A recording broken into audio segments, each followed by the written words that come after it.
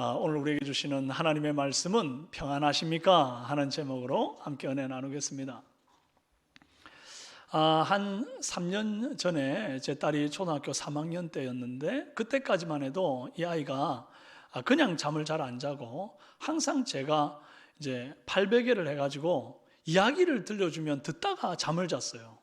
그래서 내가 아는 얘기가 별 없다 보니까 성경 이야기를 해줬더랬습니다. 창세기부터 계시록까지 시리즈로 매일매일 조금씩 진도를 빼가지고 하다 보니까 1년이 가도 계시록까지 가려면 멀은 거예요.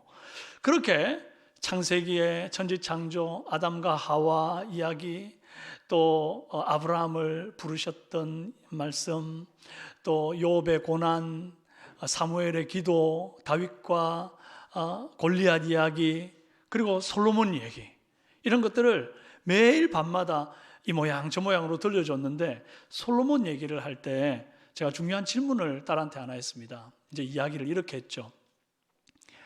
정원아, 솔로몬이 하나님 앞에 이제 왕이 되자마자 하나님 앞에 1,000번제라는 걸 드렸어. 이제 1,000마리의 제물을 한꺼번에 쌓아놓고 큰 제사를 드렸는데, 하나님께서 그 밤에 나타나셔가지고는 네 마음의 소원이 무엇이냐, 한 가지만 말하면 내가 들어줄게, 그렇게 말했단다. 근데 그 말을 듣고 솔로몬이 뭐라고 기도한 줄 아니? 저는 백성들을 송사하는, 재판하는 그 지혜가 부족하니 하나님, 내가 사람들을 재판을 잘할 수 있는 지혜를 주세요, 이렇게 기도를 했는데, 하나님께서 그 기도를 너무 기뻐하셔가지고, 야, 너에게 송사할 수 있는 지혜도 주고 구하지도 않은 부귀영화까지 다 주마, 그래가지고 전부 다 주셨대. 근데 정원아, 만약에 오늘 밤에 잠을 자는데 꿈에 하나님이 나타나셔 너한테 한 가지 소원을 말해봐, 내가 들어줄게. 그러면 너는 무슨 소원을 빌래? 그렇게 물었더니 이 아이가 곰곰이 생각하더니, 저는요, 아빠, 엄마, 오빠가 안 죽고 내 곁에서 오래오래 사는 거요, 이렇게 기도 제목을 내는 거예요. 제가 너무 예쁘기도 한데 한편으로 이 아이가 죽음을 두려워하는구나, 그리고 홀로 남겨지는 그거 공포를 벌써부터 이해하고 있구나, 그런 생각이 드는 거예요. 한편으로 측은하기도 하고, 마치 저의 어린 시절을 보는 것 같았습니다. 아시다시피 저도 이제 할머니 손에 자라고 할머니 곁에서 잠을 자고 그랬잖아요. 그러니까 이제 저희 할머니는 어릴 때부터, 제가 어릴 때부터 저희 할머니 늘 보던 모습이 뭐냐 하니까, 늘 허리 꼬꼬랑하고 다리는 아프고 이러니까 사리돈이라고 하는 진통제를 매일 식후에 꼭 드셨어요. 그러니까 하루에 3번은 기본이고, 비 오는 날 찌뿌둥하다 그러면 4알도 드시고 5알도 드시고 그랬다고. 그 독한 진통제를, 그거 없으면 못 사시는 거예요. 그러니 늘 입에 붙어 있는 말이, 아휴, 내가 삶은 많어, 빨리 죽어야지, 빨리 죽어야지. 여러분, 그런 얘기 손자 손녀들한테 하면 안 됩니다. 그러니 얼마나 저한 상처가 됐겠어요. 그러니까 제가 늘 할머니가 저 먼저 두고 돌아가실까 봐 겁이 나가지고 밤에 잠을 자다가, 제가 옆에서 항상 잠을 자는데 할머니가 숨을 안 쉬는 것 같은, 숨소리가 안 들리잖아요. 그러면 제가 자다가 이렇게 할머니를 쳐다보는데 숨소리가 안 들리면 일어나가지고 코에다가 손을 이렇게 싹 대봐요. 그래도 잘 안 느껴지면 귀를 이렇게 대봐요. 그러면 수면 무호흡 비슷하게 이렇게 계시다가 하고 쉬잖아요. 안심이 돼가지고 그때 잠을 자는 겁니다, 제가.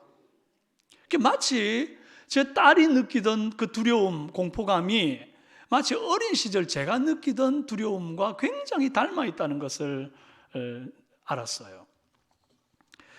여러분, 애초에 사람에게 두려움, 무서움이라고 하는 감정은 하나님이 우리를 창조할 때 주신 감정이 아닙니다.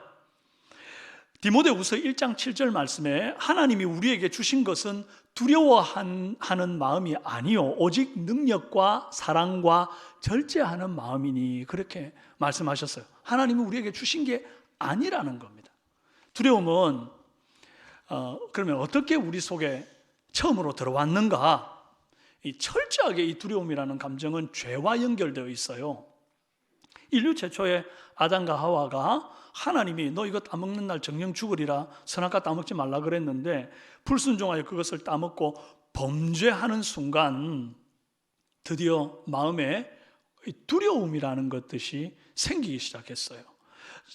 창세기 3장 10절에 동산에서 하나님의 소리를 듣고 내가 벗었으므로 두려워하여 숨었나이다. 여러분, 벗었으므로 하면 나와야 될 감정이 뭐예요? 부끄러워하여 숨었나이다, 이렇게 나와야 되잖아요. 그런데 벗었으므로 두려워하여 숨었나이다, 이렇게 나오는 겁니다. 이 말씀에 불순종하면 제일 먼저 찾아오는 감정이 두려움이에요. 두려움에는 형벌이 있기 때문이거든요.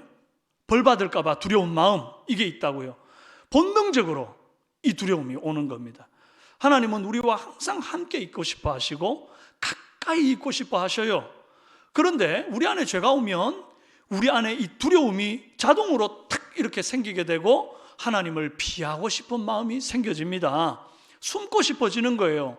그래서 하나님은 이제 아담에게 다가오시는데 아담은 오히려 주님을 피하고 숨어가지고 두려워가지고 이제 그런 행동을 하는 거죠. 그래서 하나님은 성도와 더 가까워지고 싶은데 성도가 하나님을 멀리하게 되는 가장 결정적인 감정이 이 두려움이라는 감정 때문이거든요. 그래서 하나님은 성도의 마음속에서 제일 먼저 지워버리기를 원하는 감정이 바로 두려움의 감정이라는 거예요. 요한일서 4장 18절 말씀에 사랑 안에 두려움이 없고 온전한 사랑이 두려움을 내쫓나니 두려움에는 형벌이 있음이라 그랬습니다. 만약 성도의 마음에 두려움이 있다고 한다면 그 두려움은 하나님이 주신 게 아닙니다. 그건 죄가 내 안에 있음으로 인해서 그것을 온전하게 토설하고 고백하고 밝히 드러내놓고 해결을 받아야 되는데 그러지를 못하니까 계속해서 두려움이 내재되어 있는 거예요. 그리고 마귀가 우리에게 그 두려움을 가져다 주는 겁니다. 그러니 주님은 그 두려움을 성도의 내면에서 완전히 그냥 지워버리시고 참된 평안을 주고 싶어 하시는 거예요. 오늘 말씀 속에는 두려움에 버려진 사람과 두려움에서 건짐받은 사람 두 부류를 볼 수 있습니다. 안식 후 첫날에 예수님이 무덤 문을 열고 드디어 부활하셨잖아요. 부활하신 그 현장이 얼마나 놀라운 기적의 현장이었냐 하니까 지진이 갑자기 나고 천사가 하늘에서부터 내려왔는데 그 큰 돌을 무덤 앞에 이렇게 막아둔, 임봉해둔 그 돌을 밀어제치고 그 위에 앉은 겁니다. 그런데 그 천사의 모습이 어땠는고 하니 번개 같고 입은 옷은 흰 눈 같았다, 그렇게 말하고 있어요. 거기다가 이제 예수님 누웠던 그 무덤은 텅 빈 거예요.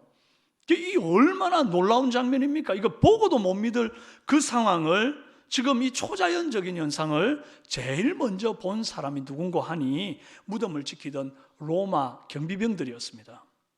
이 장면을 본 경비병들의 상태가 어떠했는가 4절에서 기록하고 있는데 지키던 자들이 그를 무서워하며 떨며 죽은 사람과 같이 되었더라 그랬습니다. 너무 무서워서 죽은 사람 같이 되었대요.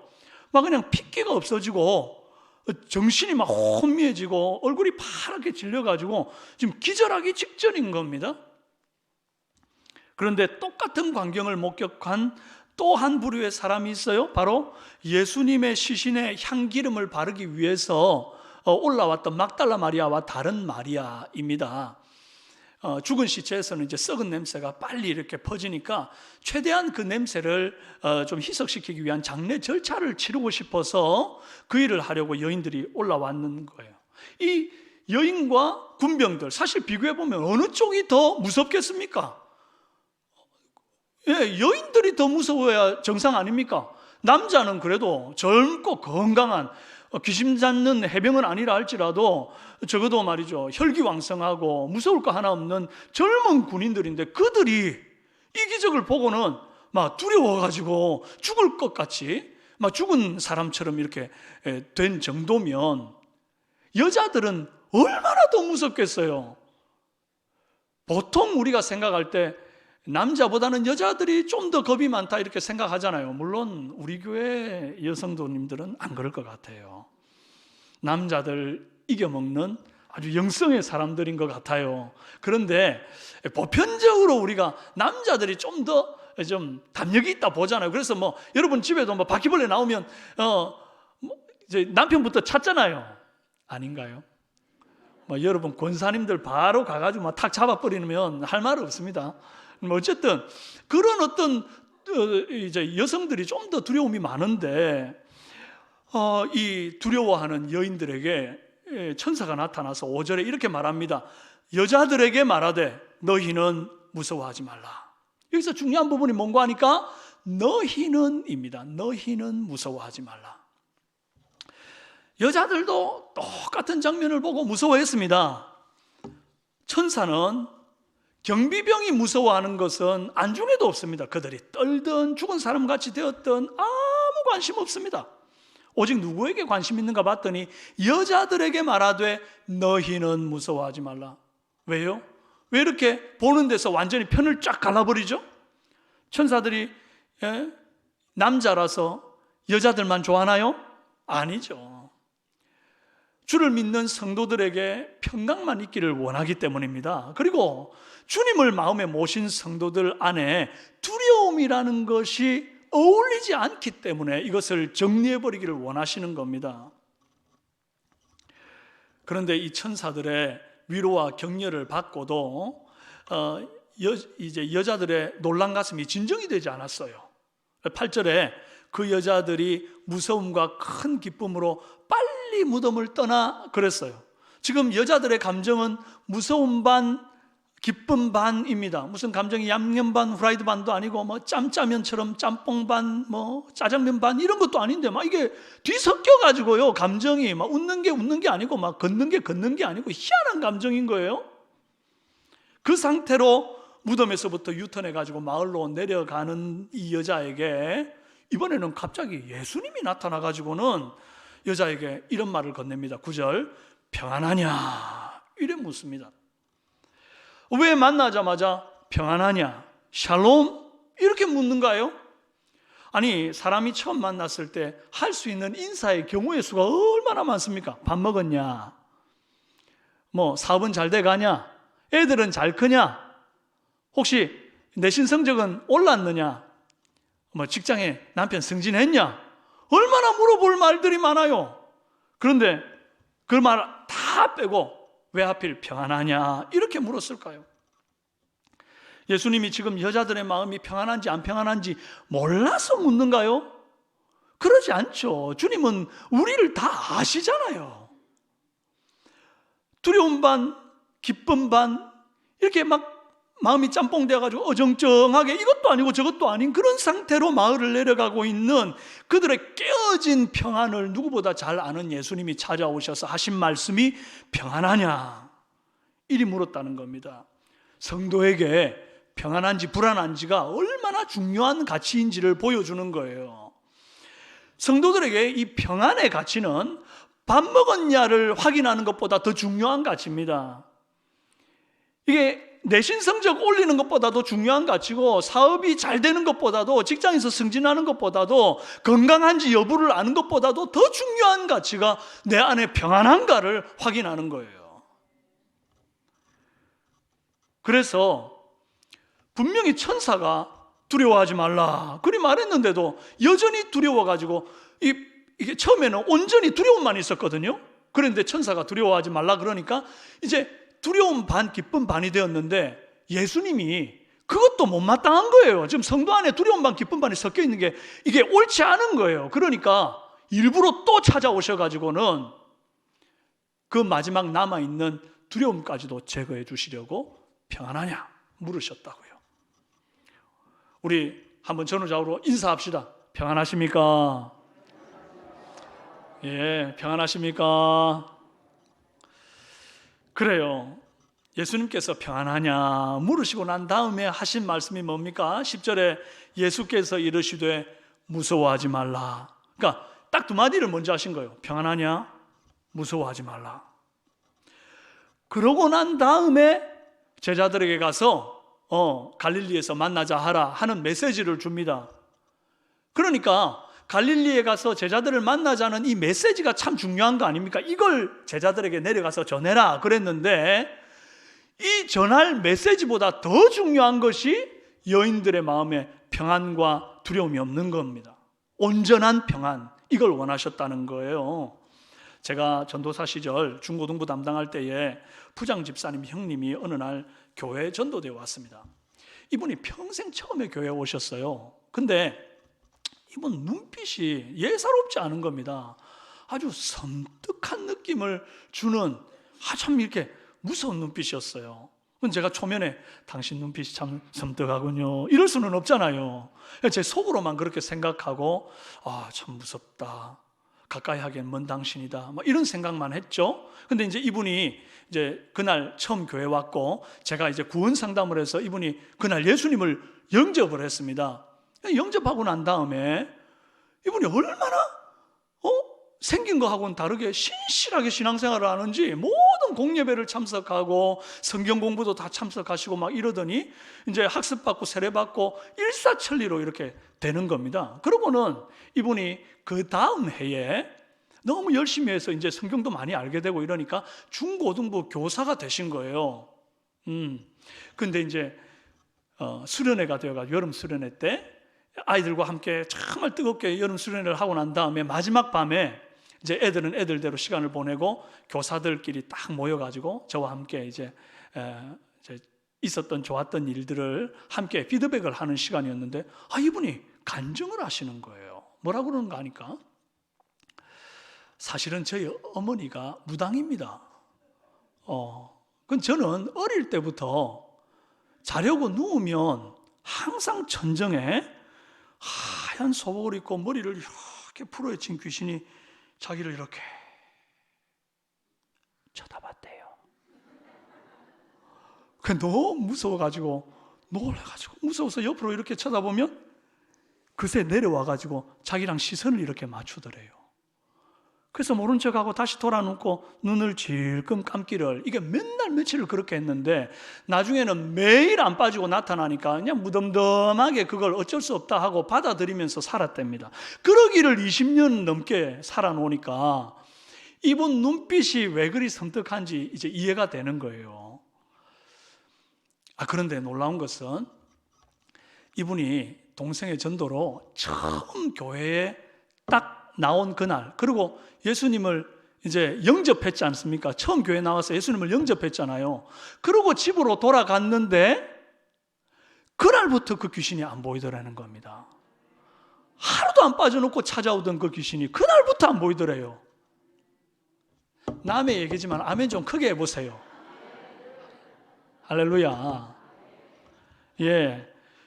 예수님을 영접한다는 게 일이 대단한 겁니다. 평생 따라다니던 귀신이 이분이 신앙생활 엄청 연조가 높고 많이 알고 이런 게 아니잖아요.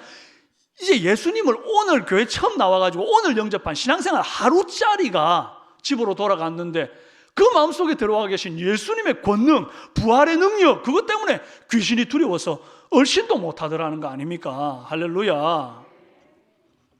여러분, 반에서 공부 못하고 맨날 꼴찌하는 학생이 내가 너와 함께 있으니 두려워 말라 그러면 얼마나 이게 웃긴 일입니까? 맨날 밖에서 얻어터지는 그런 겁쟁이가 내가 너와 함께 있으니 두려워 말라 그러면 콧방귀 낄 일 아닙니까?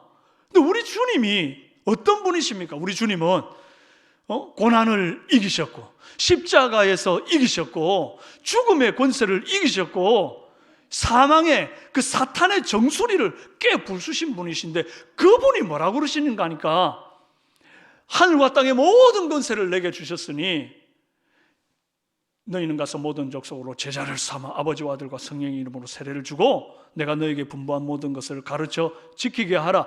볼지어다 내가 세상 끝날까지 너희와 항상 함께 있으리라. 할렐루야. 그 권능의 주님, 그 권세 있으신 주님이, 그 능하신 주님이 우리와 함께 한다는데 누가 우리를 건드립니까? 여러분, 그러나 우리가 겁낼 게 없습니다. 귀신도 겁나지 않고요, 사람도 겁낼 게 안 됩니다. 여러분 직장 다니시다 보면 여러분 상사들 많이 겁나시죠? 겁나는 척만 하시면 됩니다. 너무 사람이 막 이렇게 당당하고 막 이러면 윗사람들이 좀 안 좋아합니다. 약간 겸손하게 겁나는 척 좀 해주는 거지. 그런데 진심으로 사람을 두려워하면 안 됩니다. 사람은 두려움의 상대가 아니에요. 누구만 두려워해요? 우리의 영혼을 지옥에 던져 넣을 수 있는 하나님만 두려워하라. 성경이 분명히 그리 말하고 있다고요. 로마서 8장 31절, 만일 하나님이 우리를 위하시면 누가 우리를 대적하리요? 이게 현대인의 성경으로는 이렇게 번역되어 있습니다. 만일 하나님이 우리 편이시라면 누가 감히 우리를 대항할 수 있겠습니까? 함께 한번 크게 읽어봅시다.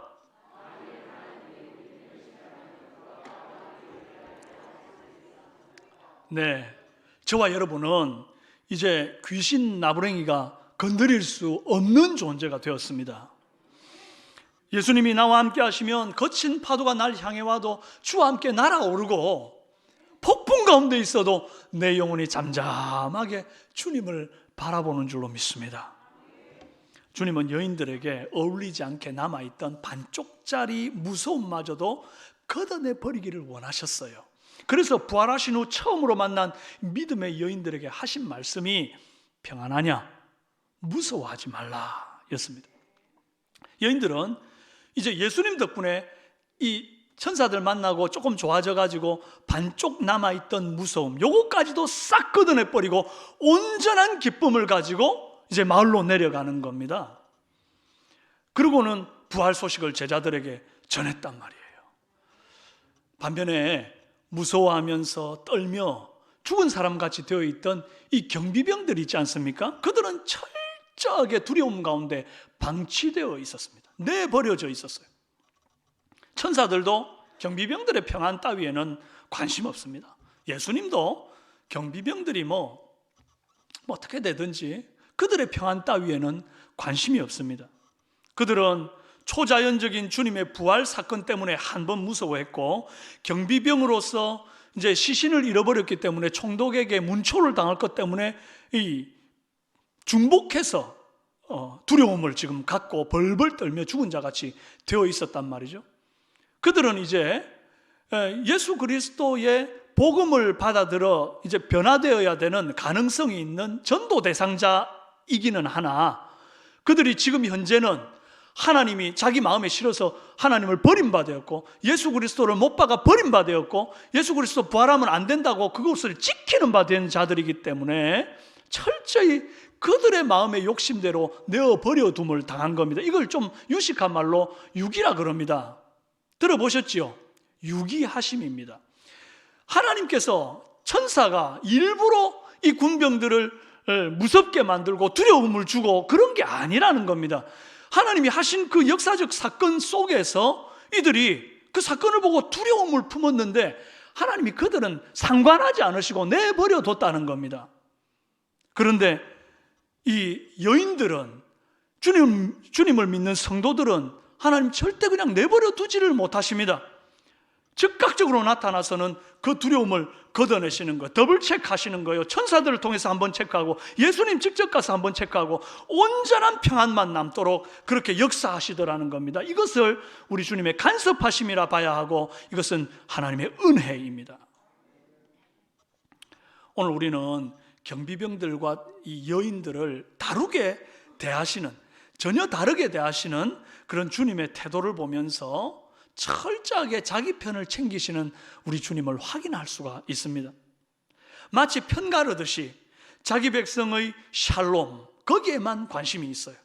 하나님은 자기 편 챙기는 분입니다. 시편 118편 6절에 7절 함께 한번 크게 읽어봅시다. 시작. 여호와는 내 편이시라. 내게 두려움이 없나니 사람이 내게 어찌할까. 여호와께서 내 편이 되사, 계속요, 시작. 여호와께서 내 편이 되사 나를 돕는 자 중에 계시니 그러므로 나를 미워하는 자에게 보응하시는 것을 내가 보리로다. 여러분, 내가 두려움이 없는 이유가 뭡니까? 나보다 힘센 사람이 없어서입니까? 아닙니다. 내 세상에 나보다 힘센 사람 널리고 널렸습니다. 세상에 나를 미워하는 사람 널리고 널렸습니다. 그럼에도 불구하고 내가 두려워하지 않을 유일한 이유가 무엇인가 하니 여호와께서 내 편이 되시기 때문이라는 것. 어린아이들 닭싸움 할 때도 누구랑 편먹느냐가 얼마나 중요한지 모릅니다. 근데 하물며 이 험한 인생길 사는데 내가 누구와 편먹었느냐가 얼마나 의미를 갖고 중요하겠습니까? 오늘 우리 시편 기자의 고백처럼 여호와께서 내 편이 되게 하시는 저와 여러분 되길 바랍니다. 여호와께서 내 편이 될 때에 완전한 승리가 우리에게 있는 줄로 믿습니다. 내가 주님의 편이 되면 주님은 끝까지 나를 놓지 않고 나를 위하고 붙들어 주십니다. 그 증거가 바로 예수님께서 제자들을 다시 부르는 주님의 부르심을 통해 알 수 있습니다. 10절 말씀에 이에 예수께서 이르시되 무서워하지 말라, 가서 내 형제들에게 갈릴리로 가라 하라, 거기서 나를 보리라 하시니라. 지금 예수님을 만나는 것이 무서운 사람이 또 한 부류가 있어요. 누군가 아니 바로 예수님의 11 제자가 예수님 만나기를 지금 두려워합니다. 이유가 뭔가 아니, 예수님께서 겟세마네에서 이렇게 군병들에게 잡혀갈 때에 예수님 버리고 제자들 다 도망갔잖아요. 그 중에 한 제자는 이제 밤에 산에서 예수님께서 하도 오래 기도를 하니 춥다고 배 혼이불을 몸에 이렇게 두르고 있었는데 군병들이 확 잡으니까 그 배 혼이불과 함께 옷까지 그냥, 원래 이제 이스라엘의 옷이 통으로 짠 옷 아닙니까? 그러니까 훌떡 다 벗겨져 가지고 벗은 몸으로 도망을 쳤습니다. 얼마나 급했던지 꽁지를 빼고 도망을 쳤다고요. 또 우리가 잘 아는 베드로는 예수님을 3번이나 부인했습니다. 그것도 그냥 부인한 게 아니라 예수님을 욕하고 부인하고 저주하고 부인하고 맹세하고 부인했다고요. 그러니 부활하신 예수님이 갈릴리에서 다시 보자, 이게 꼭 야 옥상으로 따라와라, 화장실에서 좀 보자 하는 것처럼 이게 얼마나 무서울 겁니까? 주님이 이 제자들을 불러놓고는 네가 그러고도 내 제자냐?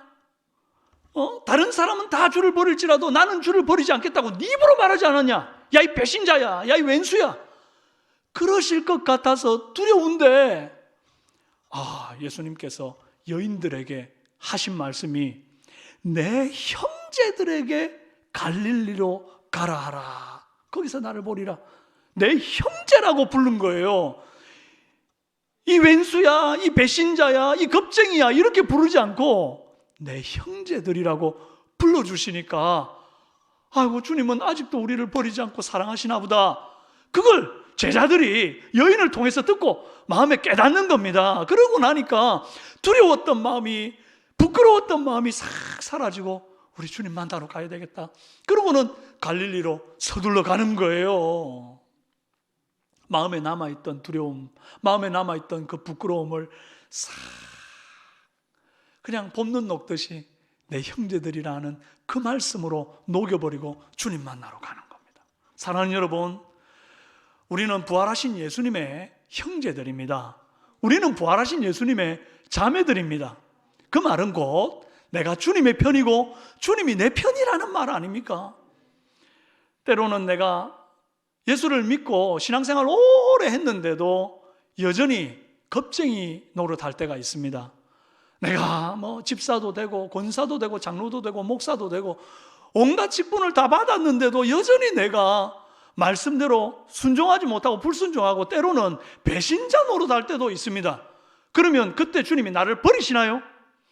절대 그렇지 않다는 겁니다. 여러분, 혹시 여러분이 말씀대로 살지 못하고 불순종할 때 있잖아요. 그러면 여러분 감정 속에 두려움과 부끄러움이 확 생기면서, 야, 내 같은 게 무슨 예수를 믿는다고, 야 정말 주님이 내 안에 내주하고 계시다가 냄새 난다고 도망 안 가시겠나, 그런 생각이 언뜻 든다고요. 내 감정이 그렇게 들고 마귀가 그때 내게 계속 참소를 하잖아요. 그때 빈틈을 주면 안 되는 겁니다. 여러분, 우리의 구원은 내 감정에 달린 게 아닙니다. 하나님의 선물로 아들 예수 그리스도를 십자가에 죽으시고 부활케 하시는 이 역사적 사건이 선물로 우리에게 주어진 거거든요. 그러니 우리의 감정이 조금 흔들린다고 해서, 지금 내가 좀 실수 한 번 했다고 해서 이 위대한 구원이 소멸되는 게 아니라고요. 주님이 주셨던 거 물리는 게 아니라고요. 믿으십니까? 우리가 주님 앞에 갈 때까지 이거 붙들어야 돼요. 안 그러면 우리는 수도 없이 많이 업앤다운 하잖아요. 오늘도 교회 오시면서 차 안에서 남편과 아내 혹시 다투신 분 손 들어보세요. 그렇게 다투고 나면요, 아유 그냥 그 길로 그냥 내 같은 게 뭐 하나님 앞에 예배 드린다고 그러면 확 핸들 꺾어버리고 싶은 마음이 있잖아요. 저도 있어 봤기 때문에 하는 얘기거든요. 여러분, 우리가 다 연약합니다. 근데 그 구원이 내 연약함에 뿌리를 두고 있지 않다는 것을 믿으시기 바랍니다. 주님의 말씀과 당신이 이루어주신 역사적 사건, 예수 그리스도의 죽으심과 부활 사건에 그 뿌리를 두고 있다는 사실을 믿으시기를 바랍니다. 어떤 경우에도 주님은 나를 놓지 않으십니다. 내 편이 되사 나를 형제라 부르신다는 거예요. 사랑하는 여러분, 내 안에 세상 어떤 가치보다도 소중한 가치가 심령의 평안, 샬롬이라는 사실을 기억하십시오. 그래서 내 편 되신 주님께서 나를 그렇게 평강으로 인도하실 때에 어떤 다른 거 의지하지 말고 주님만 붙들고 평강하신 저와 여러분 되기를 바랍니다. 잠언 3장 24절에서 26절 말씀 함께 큰 소리로 읽습니다. 시작. 네가 누울 때에 두려워하지 아니하겠고 내가 누운즉 내 잠이 달리로다. 너는 갑작스러운 두려움에도 악인에게 닥치는 멸망도 두려워하지 말라. 대저 여호와는 네가 의지할 이시니라. 내 발을 지켜 걸리지 않게 하시리라. 아멘. 여러분, 누울 때 두려우신 분 손 들어보세요. 나는 잠이 안 온다. 왜 이렇게 뜬 눈으로 밤을 지새나?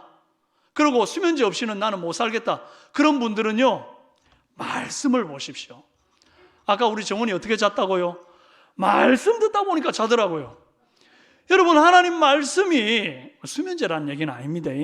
근데 이 말씀이 여러분 밤에 잠 안 오면요, 약 먹지 말고 말씀을 읽다 보면 잠이 드는 역사가 일어날 것입니다.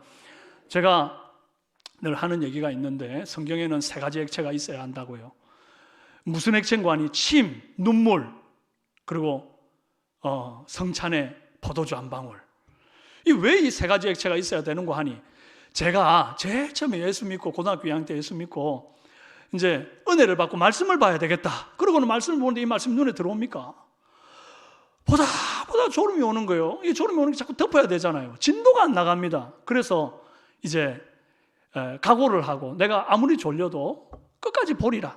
그러고 봤더니 침이 줄줄, 성경에 침이 범벅이 돼가지고 나중에 마르면 오골오골하고 자국이 생깁니다. 좀 더러워도 나는 그게 거룩한 성수 못지않다고 나는 생각합니다. 침이 흐르지 않고 눈물이 흐릅니까? 침을 그렇게 흘리면서도 포기하지 않고 말씀을 계속 읽다 보니까 어느새 이 말씀이 살아서 내 눈에 쑥 들어오고 막 감동이 되는데 막 눈물이 툭툭툭툭툭. 그때부터는 읽어도 졸리는 게 아니라 눈물이 흐릅디다.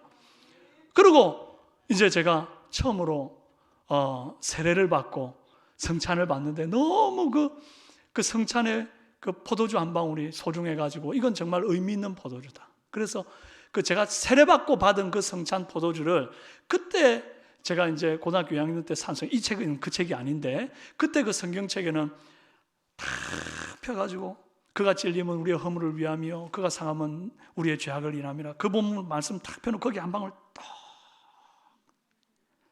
제가 그런 사람입니다.